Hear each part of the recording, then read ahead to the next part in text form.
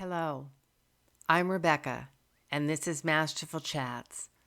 Welcome back to my wonderful subscribers, and hello to you if you're viewing me for the very first time.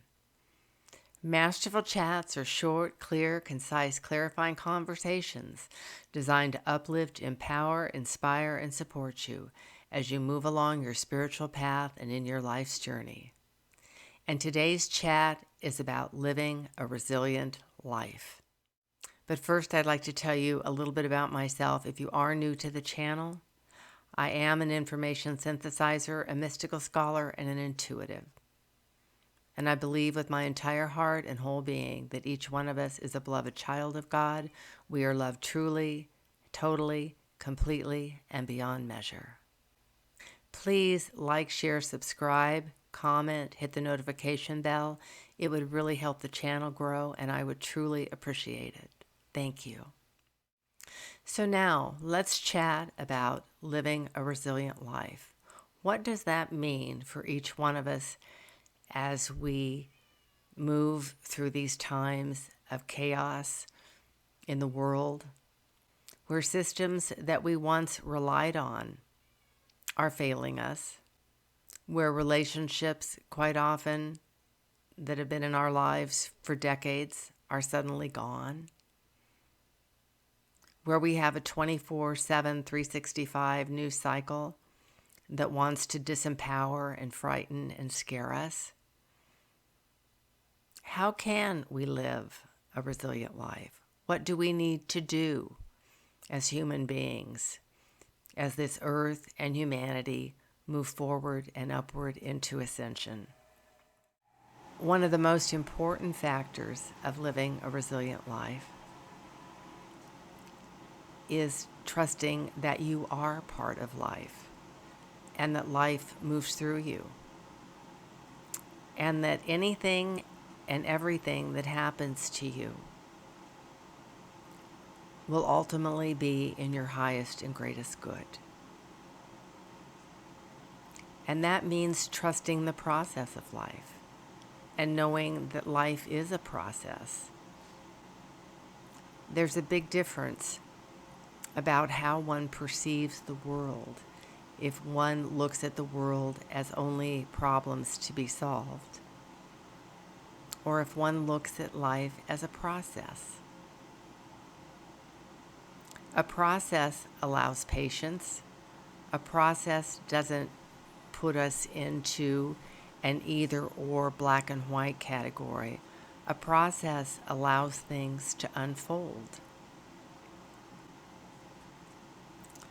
Just as nature unfolds through the seasons, our life unfolds through seasons. And if we don't know something today, the time isn't right for us to know that. We will know it when it is time for us to know that piece of information.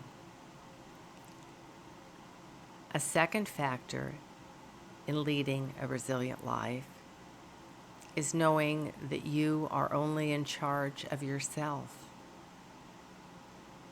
and that you can't control other people, that you are not in ultimate control of all things. Many of us have times in our lives where we feel that we should be able to control other people or situations or circumstances. That is just not possible. And even on a day-to-day basis, we are truly only in control of ourselves. And as I've spoken before, being awake and aware and a conscious human being, focusing on every thought, word, feeling, and action that we take will truly demand the majority of our energy and our time. And in doing that, that allows other people and other situations to evolve at their own pace. It also allows us to be aware, to stand back and to observe and to note the behavior and circumstances evolving around us. and then to effectively choose our response. Leading a resilient life does not involve drama. It does not involve conspiracy theories. It involves living one's life as an empowered, sovereign being, which we all are. We are Christed beings of light in physical form. Each one of us has free will. Each one of us has our own destiny. And if we choose to look at ourselves and to hold ourselves as empowered and sovereign beings, we're not going to play the victim. We're not going to attempt to rescue or fix people. And we're not going to be persecuting people who are different than us. Because as a sovereign, empowered being, we can allow others to be exactly who they are. And that doesn't take away anything from us or our life path. The other factor in being a sovereign, empowered being and living a resilient life is recognizing that when something in life does happen, an event or a situation, that we recognize that we are not victims.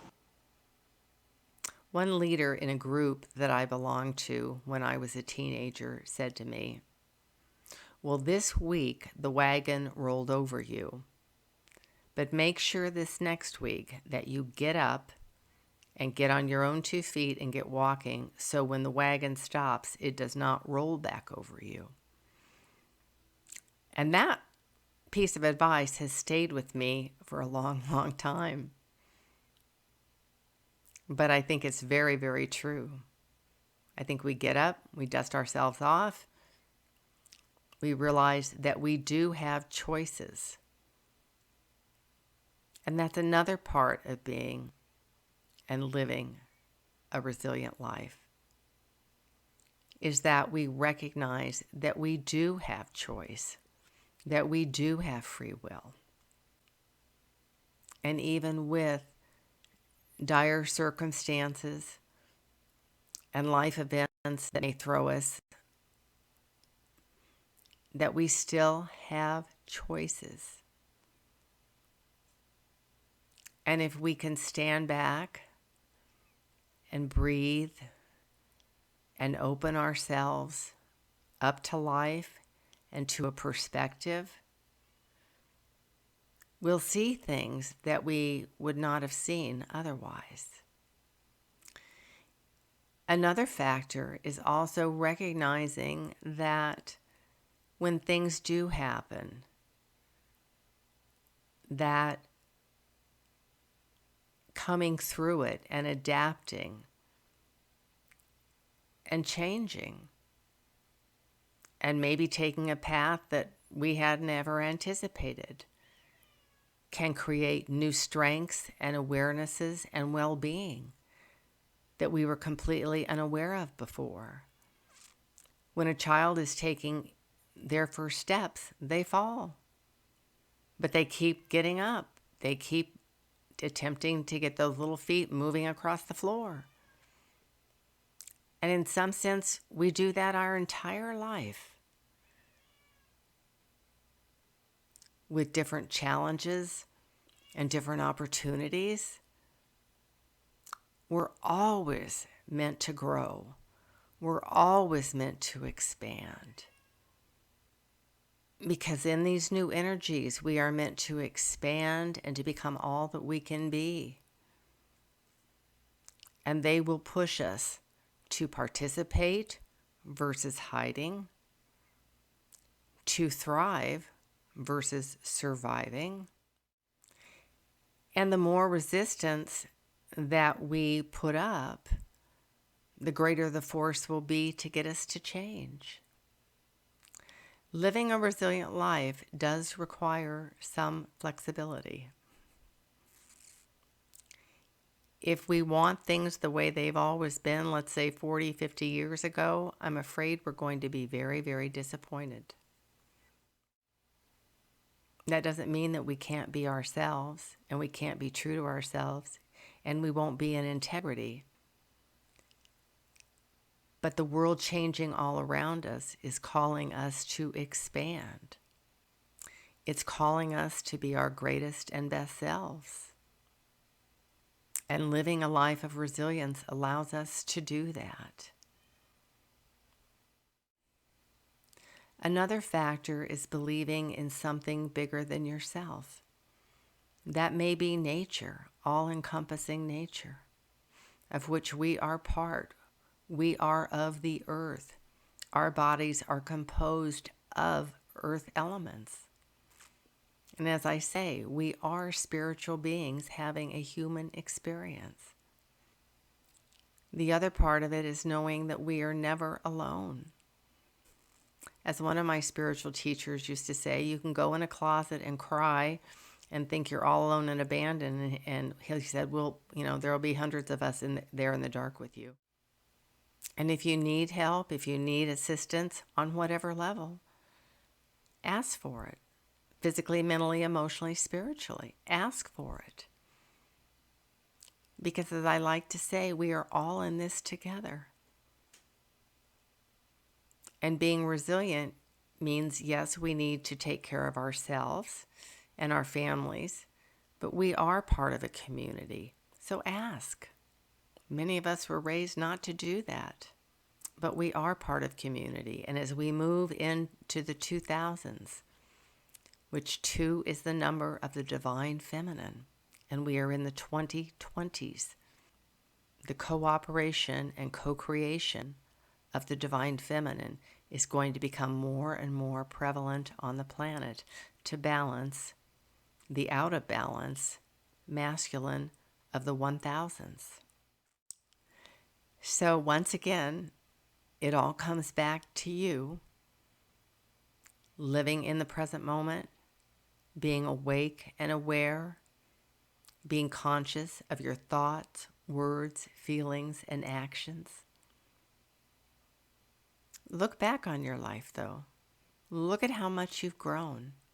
Look at the challenges that you've overcome. Look at what you've created for yourself. And if there's something missing that you feel's missing, that you really want, then figure out a plan and ask for help.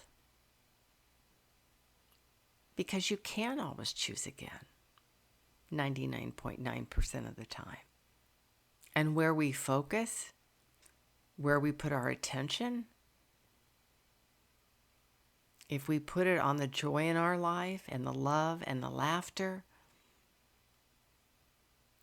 and we have compassion for those in the world who are going through war and famine and upheaval, even sending out love and compassion is a game changer. Living a resilient life means knowing that you are part of the whole and the whole is part of you. And that we are all in this together.